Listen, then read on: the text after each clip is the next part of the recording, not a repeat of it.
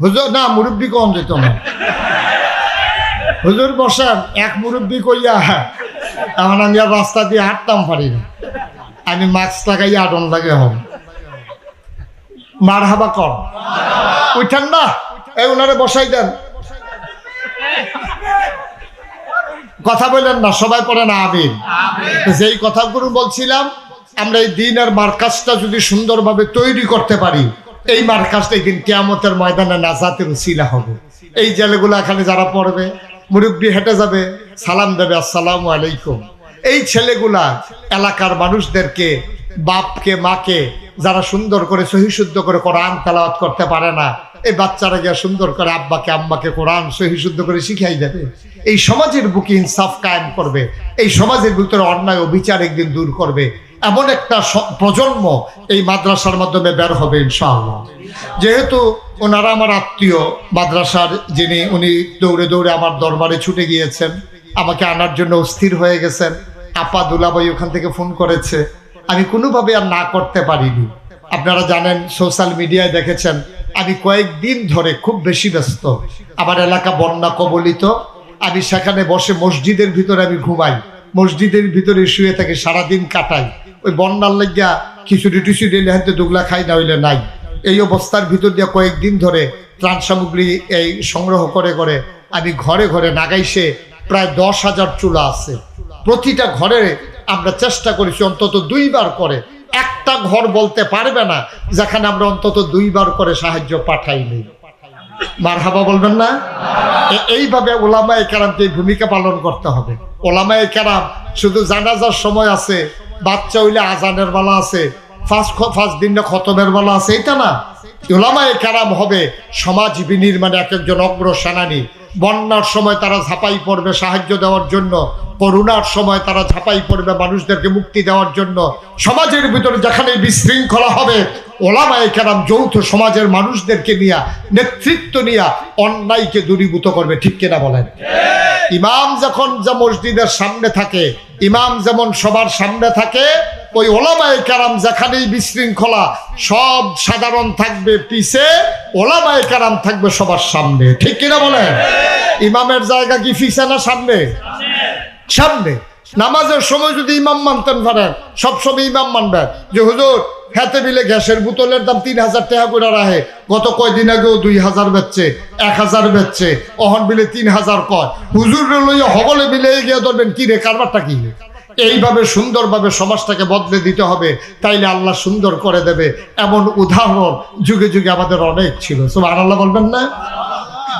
মুসলমান মন দিয়ে শুনো, ওই মুসলমান চাই, ওই আলেম চাই, ওই ইমাম চাই। ইমাম আহমদ ইবনে হাম্বল, ওনাকে যখন বাদশাহ প্রস্তাব দিলেন, বাদশাহ প্রস্তাব দিয়ে দিলেন আহমদ ইবনে হাম্বলকে, আপনি হয়ে যাবেন প্রধান কাজী। ইমাম আহমদ ইবনে হাম্বল বললেন, আমি তো কোনো বাদশার চাকরি করব না, আমি চাকরি করি বাদশার যিনি বাদশাহ, ওই আল্লাহ। আপনি যদি আমার চাকরি নেন, চাকরি দেন, আমি আপনার পক্ষে কাজ করা লাগবে।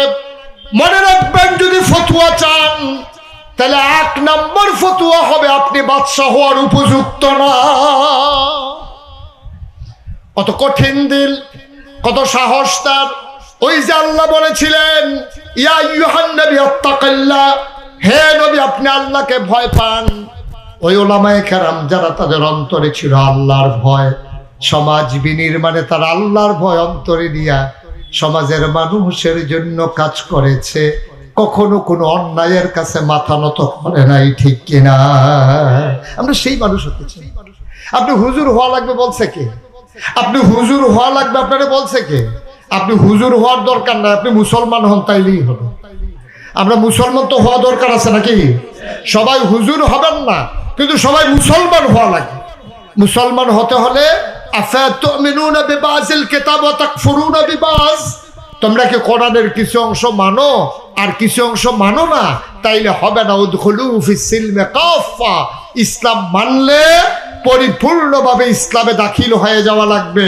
নামাজের ভিতরে যেমন তুমি ইমামকে ডিঙ্গাইয়া রুকুতে যাও না, ইমাম সাজদায় যাওয়ার আগে তুমি যেমন করে সাজদায় যাও না, ওই ওলামায়ে কেরামকে ডিঙ্গাইয়া কোনো অন্যায়ের সাথে আপোষ করা যাবে না। ঠিক কিনা বলেন? ওই ওলামায়ে কেরামদেরকে মেনে মেনেই চললেই তাহলেই শান্তি। বন্ধুগণ, আপনারা এই মাহফিলটার ওজন বুঝেন নাই। সত্যিকার মাহফিলটার ওজন বুঝেছে যারা আজকে এই এলাকার আকানগরের যারা কবরে ঘুমিয়ে আছে, তারা জানে এই মাহফিলটার ওজন কত। আপনি কিচ্ছু বুঝেন নাই, আপনি জানেনও না মাহফিলটার ওজন কত। আপনি মনে করছেন মাইক, ফিরসা হুজুর, ওয়াজ, কতক্ষণ হাসি কতক্ষণ কান্না, কিছু কথা শোনা, কোনো স্লোগান দেওয়া, আপনি মনে করছেন এইটাই মাহফিল। না, যারা কবরে ঘুমিয়ে আছে, পাশেই কবরস্থান আছে নাকি?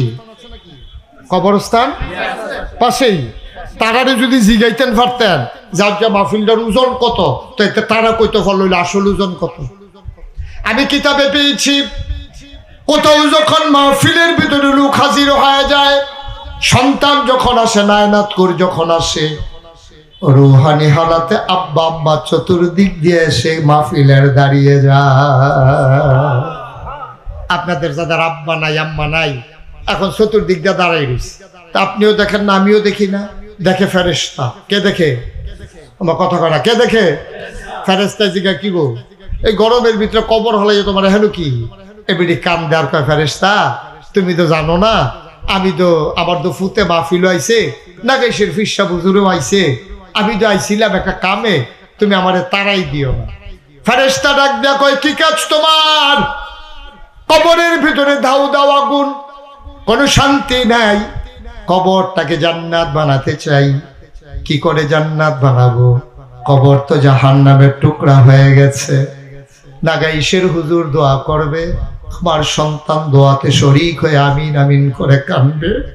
আমি দোয়া নিয়ে দেখতে চাই আমার সন্তানের চোখের পানির উসিলায় আমি মায়ের কবর জান্নাত হয়ে গেল কিনা।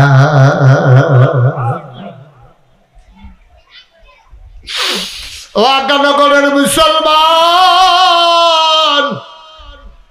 ওই মা যারা কবরে শোয়াইছ, ওই বাবা যারা কবরে শোয়াইছ, তুমি দেখো না, আমি দেখি না, মা বাবা মাহফিলের চতুর্পাশ দিয়া দাঁড়ায় অপেক্ষা করে কখন সন্তান দোয়া করে দেবে, কবরে জান্নাত হয়ে গেল কিনা, গিয়া খবরে খবরে খোঁজ খবর নেবে। মুসলমান, ওয়াজ শুনেছ, কথা শুনেছ, প্রচন্ড গরমের মাঝে বসেছিল, একটা লোক উঠে যাও নাই।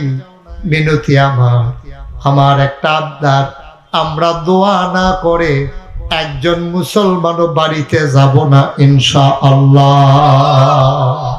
সবাই রাজি আছেন ইনশাআল্লাহ? এই যে তেজে যাইতে আছে, হাতে কি ইনশাআল্লাহ কই যাইতে আছে? বসেন সবাই, আমিন কর। আমরা এখনই দোয়া করে দেব।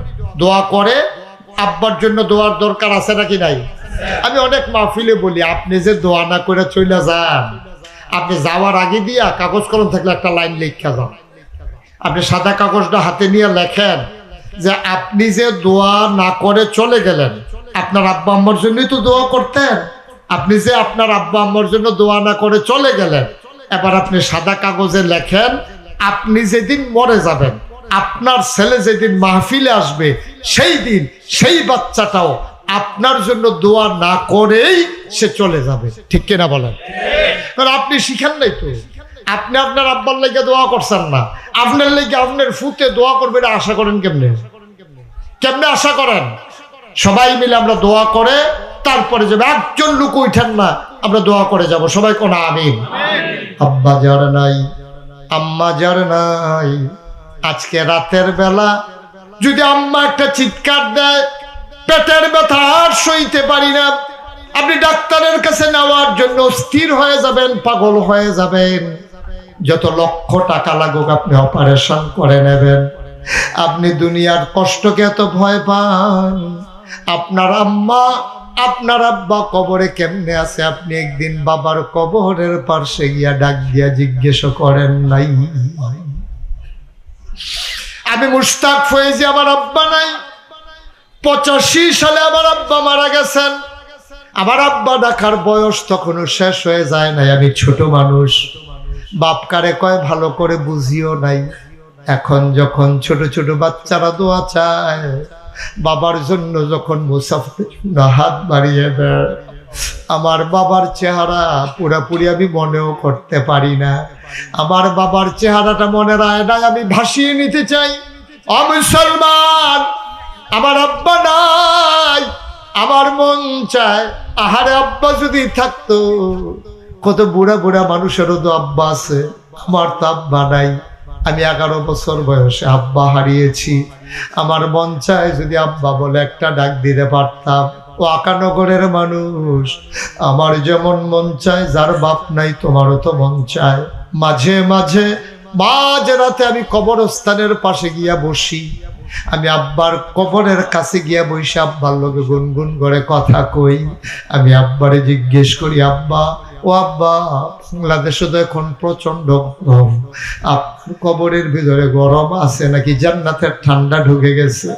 আমি কত কথা আব্বার লগে কই, আমি কত কথা কই। আমি আব্বারে ডাকি, আমার আব্বা একটা কথা আর জবাবও আমারে দেয় না।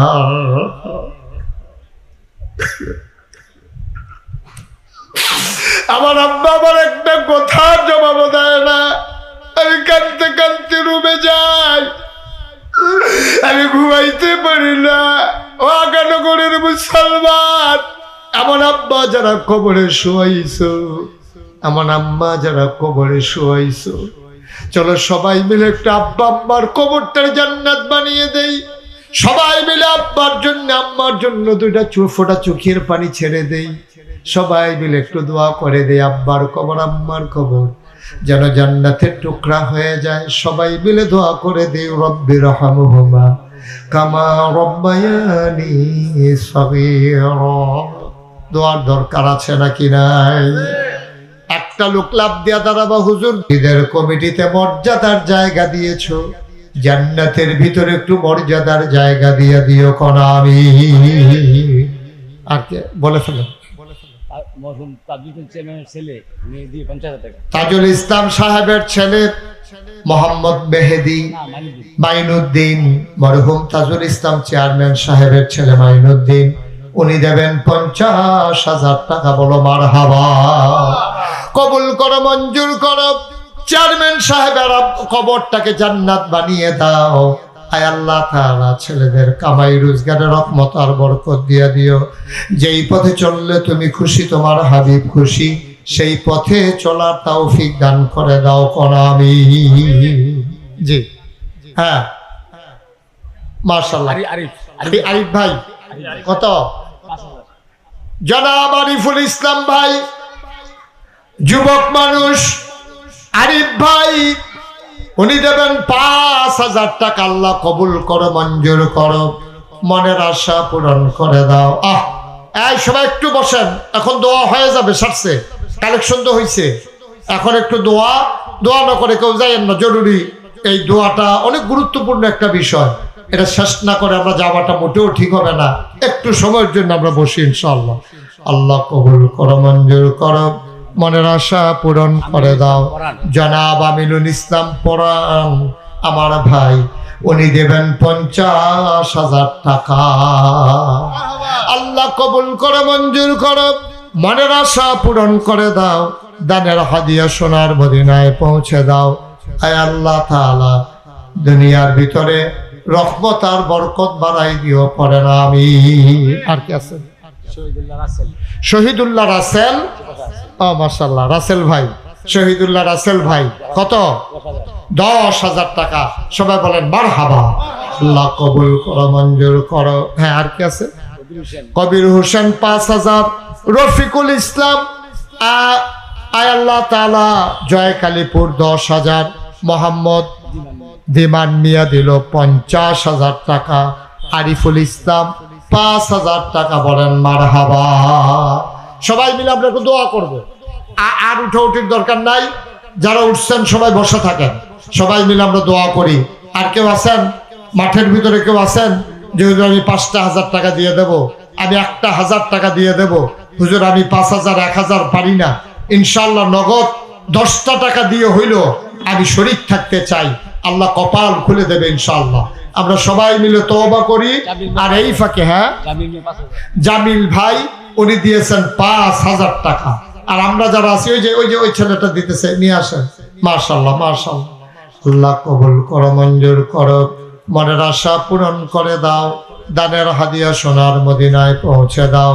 আমার এক মুরব্বী বাবা উনি দিলেন 1,000 টাকা। আমার আরেক ভাই উনি দিলেন 1,000 টাকা। কবুল করো, মঞ্জুর করো। কি নাম? 5,000 কে দিল এখন? মোহাম্মদ সেলিম ভাই নগদ দিলেন 5,000। আল্লাহ কবুল করো, মঞ্জুর করো, মনের আশা পূরণ করে দাও, দানের হাদিয়া সোনার মদিনায় পৌঁছে দাও। আর আছেন কেউ? হ্যাঁ, এই যে ওই টাকাটা নেন। আর আপনার যারা এই মাদ্রাসার কমিটির লোক আছেন, গ্রামবাসী আছেন, আমরা সবাই মিলে তওবা করি। মনির ভাই স্যার, মনির স্যার উনি দেবেন 5,000 টাকা। মাশাআল্লাহ। এই কে দিল 1,000? নাম বলতে চায় না। আমার এক ভাই নগদ দিয়েছেন 1,000 টাকা। আল্লাহ তুমি কবুল করো। আরেকজন দিলেন 500 টাকা। আল্লাহ কবুল করাই। যারা আমাদের এলাকার এখানকার লোক আছেন সবাই একটু ভেতরে যান, বিসমিল্লাহ বলে যে যা দিতে চায় 100, 200, 10, 20 টাকা। একজন লোকও খালি যায়েন না। আর আমার সাথে সবাই মিলে চলেন, আমরা তওবা করি। সবাই মহব্বতের সাথে বসেন, আমার সাথে সবাই পড়েন। আউযু বিল্লাহি মিনাশ শাইতানির রাজিম, বিসমিল্লাহির রহমানির রহিম। এই সামনে একটা লোক যান না, এই একটা লোক এদিকে সামনে একটু যান। ওই টাকা যারা দিচ্ছে টাকাগুলো আনা যাইতেছে না, ভাই একটু যান তো, আপনি যান। আসতেছে, রাখো। এই যে যা পারেন আপনার শরীর থাকেন। আর এই ফাঁকে আমরা সবাই মিলে চলেন আল্লাহর দরবারে তওবা করি। শুকর আলী প্রধান উনি দিয়েছেন 5,000 টাকা। আল্লাহ যেন কবুল। জামাই, মাশাআল্লাহ। হ্যাঁ, আমাদের জামাই, এই গ্রামের জামাই কালীপুর নিবাসী, উনি নগদ দিয়ে দেবেন 10,000 টাকা। আল্লাহ যেন কবুল করে। সবাই পড়েন আমিন। উঠেন না, বসেন, দোয়া করে যান। টাকাগুলো রুমালে দেন আর আমার সাথে সবাই পড়েন। আউযু বিল্লাহি মিনাশ শাইতানির রাজিম, বিসমিল্লাহির রহমানির রহিম। আস্তাগফিরুল্লাহ রাব্বি মিন কুল্লি যামব ওয়া আতুবু ইলাইহি লা হাওলা ওয়ালা কুওয়াতা ইল্লা বিল্লাহিল আলিয়্যিল আযীম।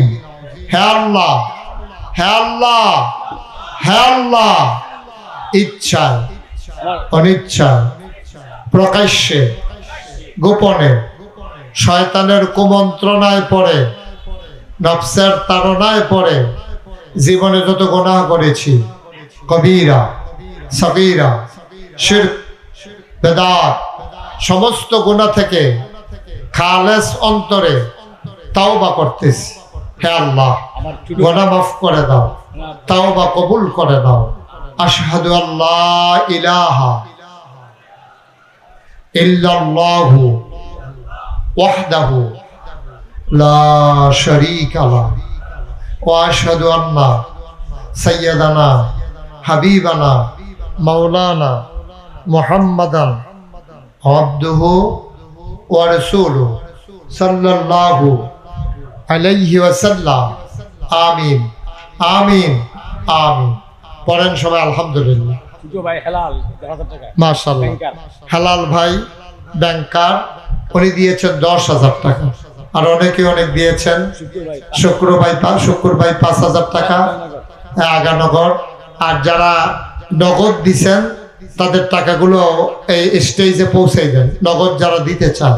বাকিতে যদি কেউ লেখাইতে চান, আমাদের ভাইয়ারা ভিতরে আছেন, আপনারা টাকাটা লেখাইয়া মোবাইল নাম্বারটা দিয়ে যাবেন। আপনারা, আমি এই গ্রামে আমার বোধহয় আসা হয়নি না, এই গ্রামে আমি প্রথম এসেছি। বাঞ্ছারামপুর খুব কম গ্রাম আছে আমি যেখানে যাই নাই, কিন্তু এই গ্রামটাতে আমার বেশি আসা হয়ে ওঠেনি। যদি আমি প্রথম এসেছি, আমার আত্মীয়র গ্রাম, আমি দেখলাম সবাই মিলেমিশে আপনারা বেশ ভালো আছেন। তা আমার যে বেয়াই আমার এখানে আমাকে দাওয়াত দেওয়ার জন্য আমার দরবারে গিয়েছিল। আপনারা সবাই জানেন যে আমার দরবারে আমি বিশাল করে প্রায় বেয়াই দেখে আসছে, উনি যখন গেছে তখন দেখছে একতলার ছাদ হয়ে গেছে মাশাআল্লাহ। 6 আমার দরবারে যে একটা মসজিদ, এই মসজিদটা বিশাল একটা মসজিদ, কুমিল্লা, ব্রাহ্মণবাড়িয়া, চাঁদপুর অত্র অঞ্চলের ভিতরে অন্যতম একটা মসজিদ। এই মসজিদটার ভিতরে একসাথে নামাজ পড়বে 6000 লোক। মারহাবা বলবেন না? কয় হাজার? নিচতলায় হবে হাসপাতাল, দোতলায় 3 তলায় মসজিদ। আমার মসজিদে আজকে পর্যন্ত খরচ হয়ে গেছে প্রায় 4 কোটি টাকা। আমি কষ্ট করে আমার রক্তের কামাই, মসজিদের কাজ যখন শুরু হবে তখন ইঞ্জিনিয়ার যখন বলল যে মসজিদ করতে 15 কোটি টাকা লাগবে, তখন আমি নিয়ত করেছিলাম যে 1 বছরে মাহফিল কইরা আমি যত টাকা পাই পুরা 1 বছরের হাদিয়া আমার মসজিদ আমি দান করে দেবো ইনশাআল্লাহ। আল্লাহর খাস মেহেরবানি। হ্যাঁ, আমি 25 লক্ষ টাকা আমি এক মুঠে দিয়া তারপরে মসজিদের কাজ শুরু করেছি। এই পর্যন্ত প্রায় 4 কোটি টাকা মসজিদের খরচ হয়ে গেছে।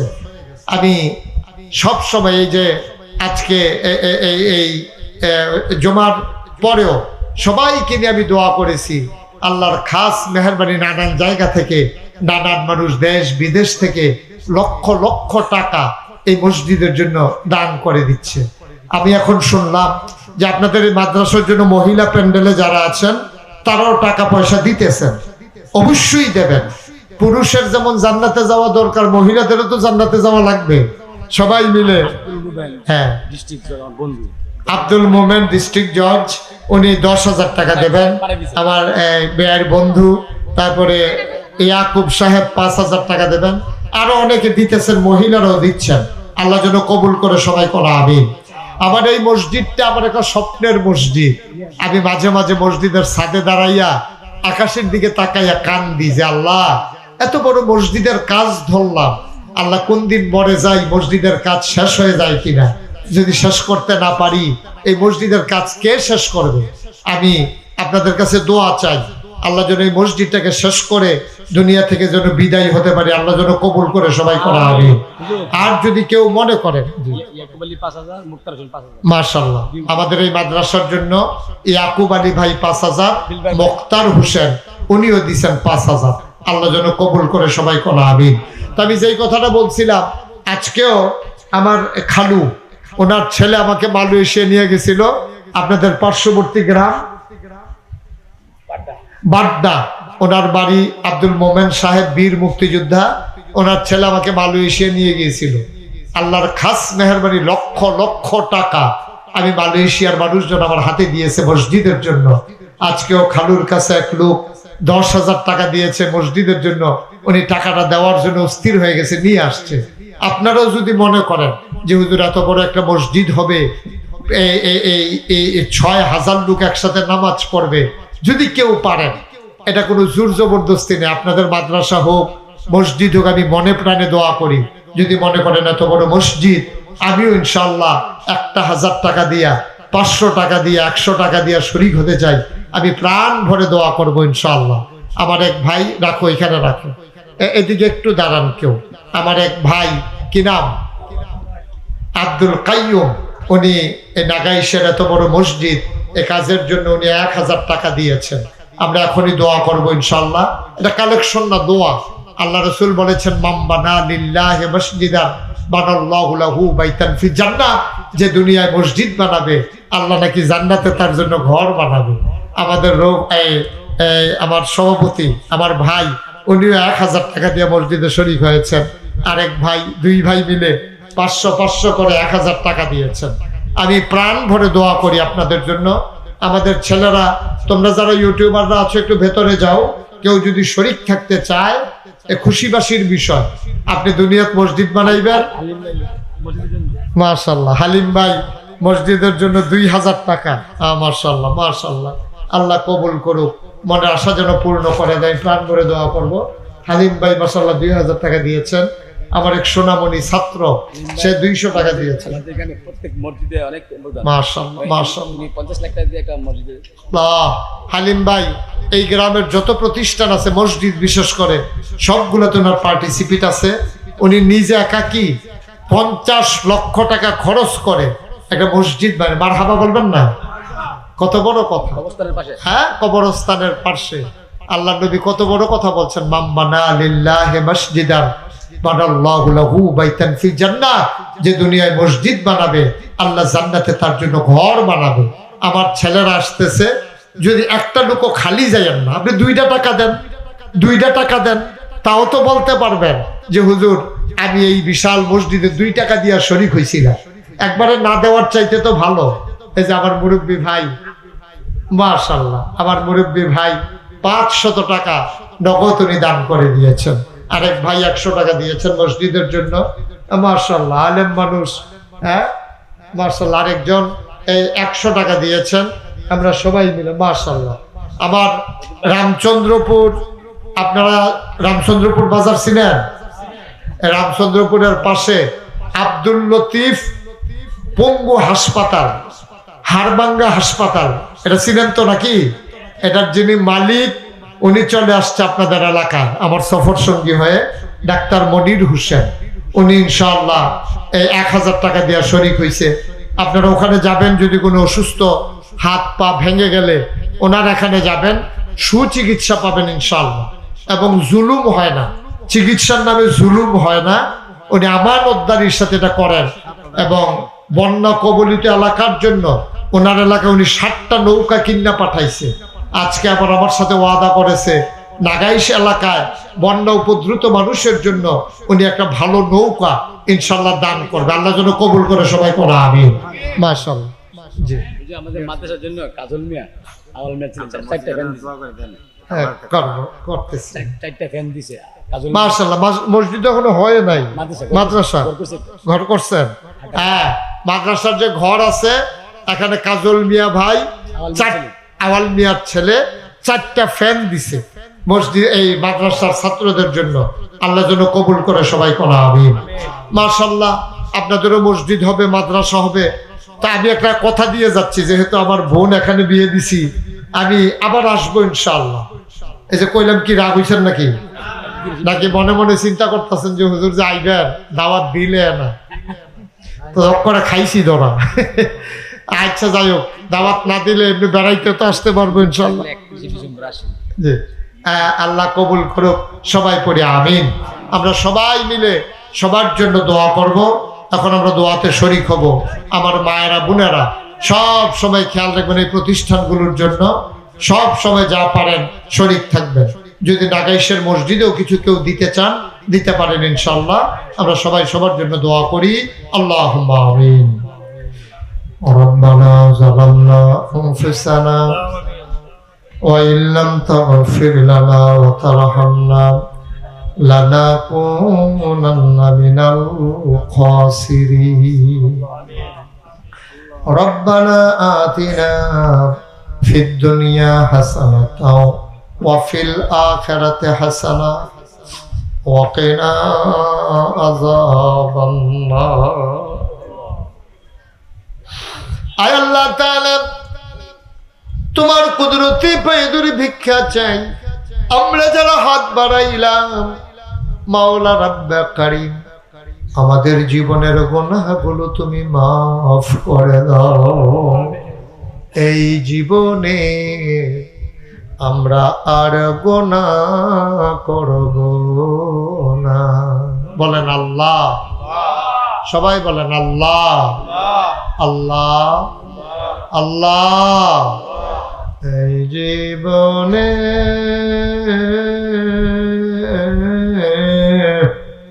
আমরা আর গুনাহ করব না। এই জীবনে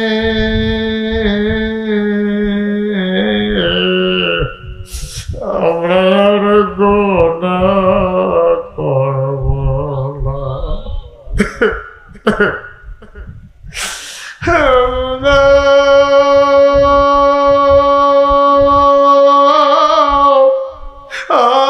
প্রাণের আল্লাহ,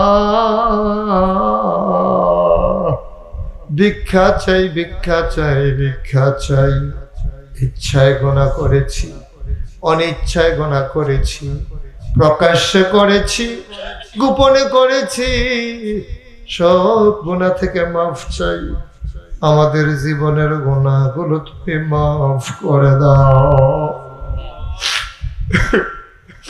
আয় আল্লাহ তাআলা, আমরা যারা হাত বাড়াইলাম, কারো আব্বা নাই, কারো মা দুনিয়ায় বেঁচে নাই, আমারও তো আব্বা নাই, আমি বুঝি রে বাপ, না থাকলে কেমন লাগে।